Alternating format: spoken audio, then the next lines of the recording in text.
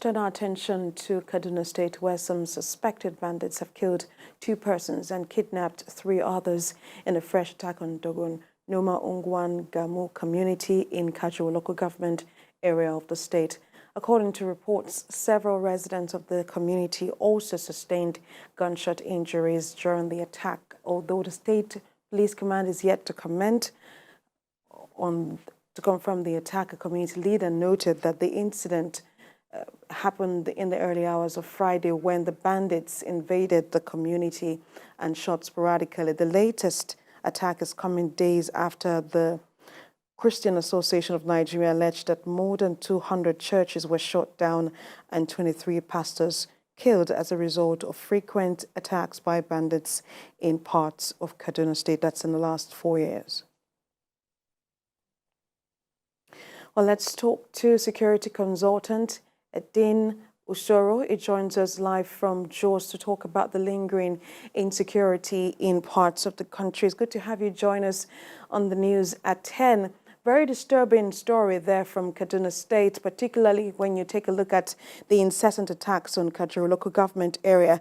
I'm meaning to ask you that what would you make of these attacks? It's also a continuation of all that we've been having, because there seem to be no letdown. Almost everywhere we're talking about bandits every day, day in, day out.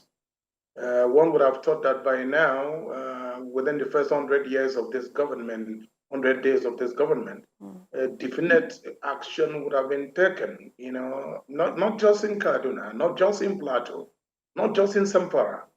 A definite action, I mean, if it means us tackling this issue of banditry, because it's a different brand, you know, it's more of a terrorist act, you know, but it's all over everywhere.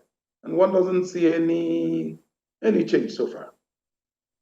Pretty disturbing, because I was going to ask you if, you know, this is just particular to the northern part or to Kaduna. How widespread is the problem, and what do you think the government should be doing? Or should I first ask you, do you think the security architecture is enough to tackle the problem we have? Let me begin by answering that. I don't think so. I don't think so. You know, all that you hear is we talk, and we talk. But what I think is that maybe the government should be more forceful, in the sense that we could maybe escalate our actions toward, like I've said, handling the issue of banditry, because every day you open into the internet or the television, on the radio, you hear one killing here or the other place, all being attributed to this bandit. So I think that government really need to sit down and take a definite action. Number one, on banditry first. We can come to the insurgency, the kidnappings, because this one, it's not really, you're not talking about kidnapping for ransom. You're talking about cases that come into people being killed, whole village being burnt down, or villages being burnt down, people being killed in the process, and then the remnant being kidnapped. Different kind of, you know, I mean, it's a total kind of, you are talking about a genocidal kind of situation. So I think the government really needs to come, you know, to, you know, let's just face this. Maybe in the next 100 days, we can find a solution. But definitely what is going on is really not helping. Do you want to talk about Kaduna? Is there any local government that is spared in Kaduna? Is there any local government that is spared in Zamfara? Is there any local government that is spared in Plateau? Is there any local government that is spared in Benue, even in Nasrawa, even in Taraba, you know, even parts of Adamawa, you know? So not to talk about the other side of the northeast and northwest. So, but I think that government is trying, but a lot still need to be done. We really need to have some kind of thinking. Yeah. So my final question to you is, if you would advise the federal government as a security consultant, what steps do you think should be taken, or what should they be doing, say, like in the next 100 days that can give us a positive story? Let's mobilize all our security assets. Let's get into the bushes. Let's get into the forest. I mean, we have enough men to do that. And like I said, let's take one step at a time.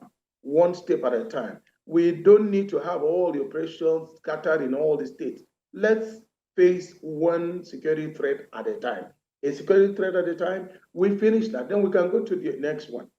But what is happening is that we're having, so much work, for, armed personnel, and then elections will come, off-season election will come, and you withdraw them, you withdraw the police, and you're talking about taking hundreds of thousands of police to a particular state, like we're preparing for now. Elections take preeminence than every other thing. So I'm thinking that, can we, for now, let's face this security, situation. I was talking on a different fora, and I did say, let's handle our security first.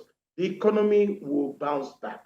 Let's handle our economy first. Foreign direct investment will come in because nobody will want to bring his hard-earned dollars, to come into a place that either him or his other expatriate staff will be kidnapped. So let's face this security situation squarely. Believe me, every other thing would take, just bounce back. But what is happening is that, people are afraid of traveling from one city to the other, even intra-city. People are scared. So if we can take all our security assets that we have as a country, let's face, like I said, one problem at a time. We want to talk about these bandits. Can we face them? And then after that, we can go to against the kidnappers. After that, we can go maybe while the other people who are still fighting insurgency are doing that. But these are problems that you're having it almost in all the local government, a place like Kaduna. Very valid point you've raised there as to how we can tackle the lingering insecurity, the security challenge in parts of the country. Security consultant Imo State, thank you so much for talking to us on TVC News at 10. Happy me.